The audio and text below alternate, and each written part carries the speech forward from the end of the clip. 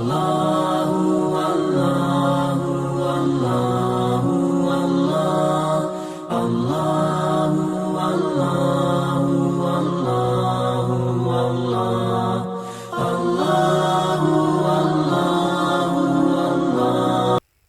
علیکم ورحمۃ اللہ وبرکاتہ۔ ناظرین و حضرات، میں آپ کے ساتھ آپ کا میزبان عبدالواجد اور آپ دیکھ رہے ہیں تسنیم ٹی وی۔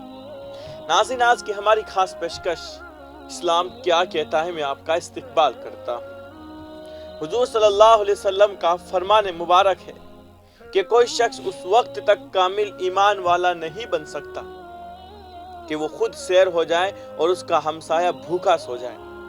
حضرت سیدنا ابو ہریرہ رضی اللہ تعالیٰ عنہ سے روایت ہے کہ حضور صلی اللہ علیہ وسلم نے فرمایا کہ مجھے پڑوسی کے حقوق میں ہمیشہ حضرت جبرائیل علیہ السلام وصیت کیا کرتے تھے، یہاں تک کہ میں نے گمان کر لیا کہ وہ وارث ہو جائے گا۔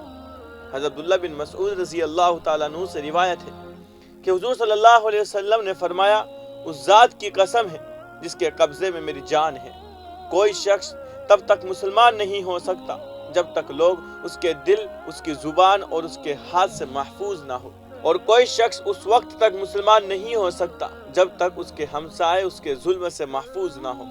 اور پیارے آقا صلی اللہ علیہ وسلم نے یہ بھی فرمایا کہ ہمسائے کی عزت اور حرمت ماں کی حرمت کی طرح ہے۔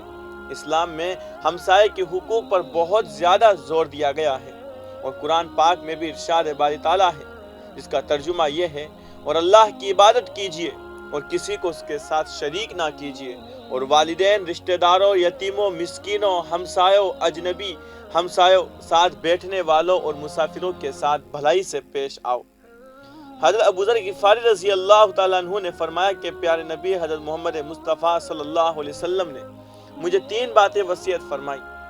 نمبر 1، سنیے، اطاعت کیجیے، چاہے کوئی بونا ہی کیوں نہ امیر ہو، سالن میں پانی زیادہ ڈال کر شوربہ بنا لیا کرو اور اپنے ہمسایوں کو بھی دے دیا کرو، اور نماز وقت پر ادا کیا کرو۔ جو شخص فوت ہو جائے تو اس کے 3 ہمسائے راضی ہو تو اللہ تعالیٰ اسے بخش دیتا ہے۔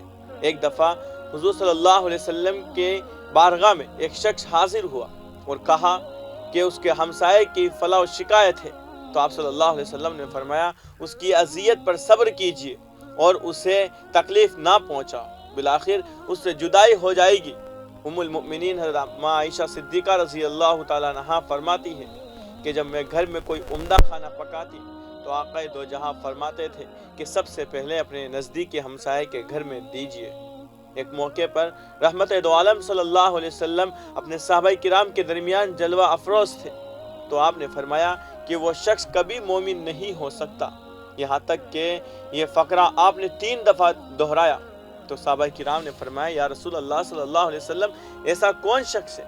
تو آپ نے فرمایا کہ جو ہمسائے کو تکلیف دے اور امانت میں خیانت کرے اور رشتہ داروں سے اچھا سلوک نہ کرے۔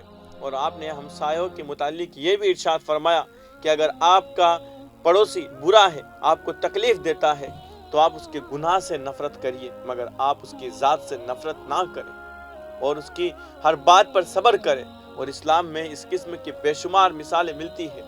ایک مرتبہ حضرت عمر فاروق رضی اللہ تعالیٰ عنہ اپنے عہد خلافت میں رات کو گشت فرما رہے تھے، تو آپ رضی اللہ عنہ ایک ایسے گھر کے قریب سے گزرے کہ اندر سے گانوں کی آواز آ رہی تھی، تو آپ رضی اللہ تعالیٰ عنہ کو یہ عمل بہت برا لگا، تو آپ دیوار پھانک کر اس کے گھر کے اندر چلے گئے۔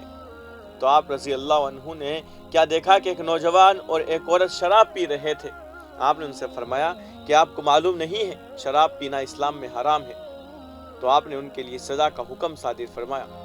تو اس نوجوان نے جواب دیا کہ امیر المؤمنین، سزا دینے سے پہلے میری 3 شرطیں سن لیں۔ تو اس نوجوان نے کہا کہ آپ رضی اللہ عنہ نے 3 غلطیاں کی ہیں۔ پہلی یہ کہ آپ نے دیوار پھلانگ کر جاسوسی کی، دوسری یہ کہ آپ نے دروازے پر دستک نہیں دی، تیسری یہ کہ آپ نے اندر آنے کی اجازت نہیں مانگی۔ آپ رضی اللہ عنہ نے خاموشی سے اس نوجوان کی ساری باتیں سن لی، حالانکہ آپ وقت کے حکمران تھے، مگر آپ نے اس نوجوان کو معاف کر دیا۔ اور اسلام میں ہمسایوں کے حقوق پر بہت زیادہ زور دیا گیا ہے، اور رحمت دو عالم صلی اللہ علیہ وسلم نے بہت سے حقوق جو کہ ہمسائے کے ہیں ارشاد فرمائے ہیں۔ پہلے تو یہ فرمایا کہ ہمسایہ اگر قرضہ مانگے تو اسے قرضہ دے دیا جائے، دعوت کرے تو اس کی دعوت قبول کرے، ہمسایہ بیمار ہو تو اس کی عیادت کرے، امداد طلب کرے تو اسے امداد دی جائے، کوئی دکھ گھیر لے تو اس کی تعزیت کی جائے، ہمسائے کو کوئی بلائی حاصل ہو جائے تو اس پر خوشی کا اظہار کیا جائے، اگر کوئی ہمسایہ وفات پا جائے تو اس کے کفن میں شرکت لازمی ہے، اس کی رضا خواہش کے بغیر اپنی دیوار اونچی نہ کرو۔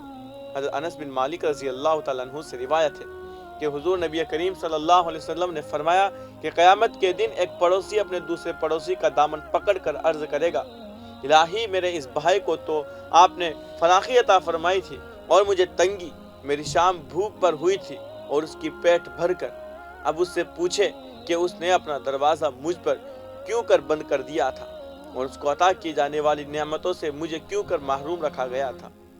حضرت فقیہ رحمۃ اللہ علیہ فرماتے ہیں کہ 4 باتیں اچھے ہمسائے کی علامت ہے۔ نمبر 1، اپنے مال سے پڑوسی کے ساتھ ہمدردی کرے۔ نمبر 2، ہمسائے کے پاس جو کچھ ہے اس کی خواہش نہ کرے، اپنی ایذاؤں سے پڑوسی کو محفوظ رکھے، ہمسائے کی اذیت پر صبر کرے۔ اللہ پاک ہمارا حامی و ناصر ہو۔ آج کی اس رپورٹ میں بس اتنا ہی، مجھے دیجیے اجازت اور آپ دیکھتے رہیے تسنیم ٹی وی، آپ کے میزبان عبدالواجد کے ساتھ۔ اللہ حافظ۔ اللہ